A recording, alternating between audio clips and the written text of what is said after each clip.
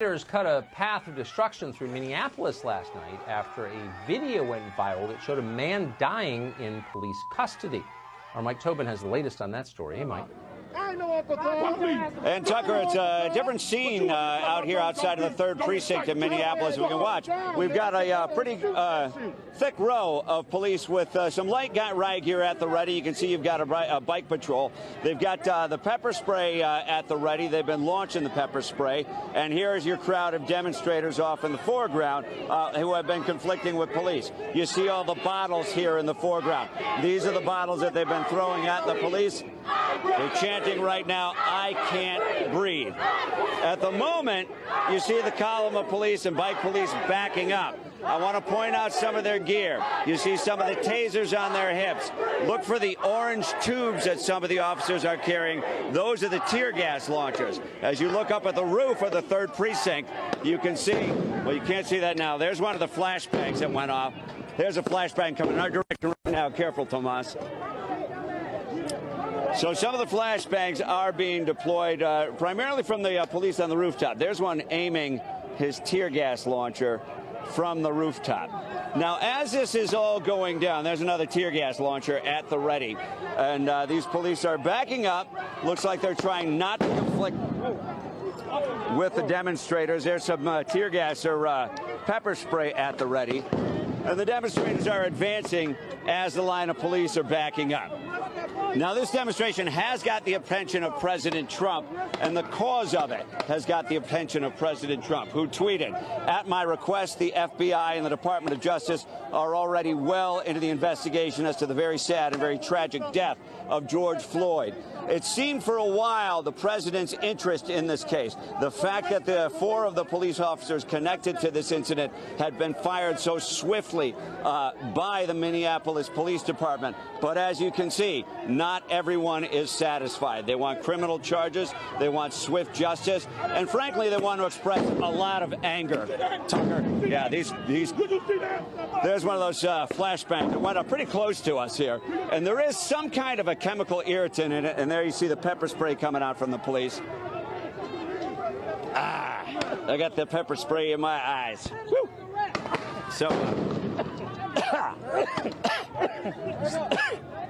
So that scene out here, a lot of back and forth with these demonstrators and the cops.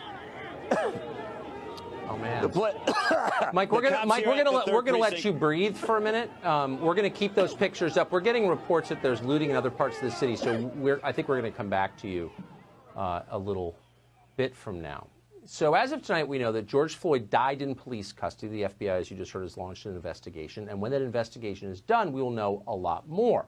It's possible at least one police officer will be criminally charged in the case. Just to guess, but it seems likely. So as of tonight, those are the facts.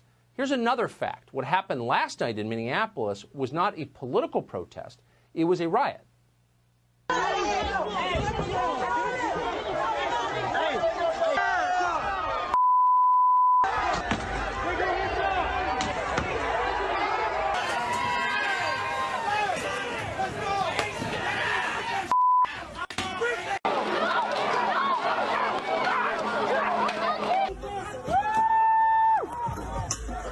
Okay, don't hit our car! Don't hit the car!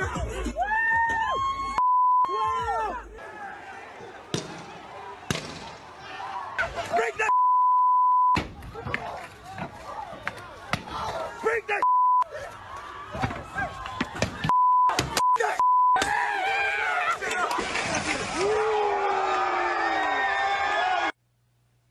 So that's what rioting looks like. It happened last night. As you can see, it's happening right now. We want to be clear, we're not showing you these pictures to defend the behavior of individuals on the Minneapolis Police Department. We're not. We're defending society itself. Rioting is the one thing you don't want.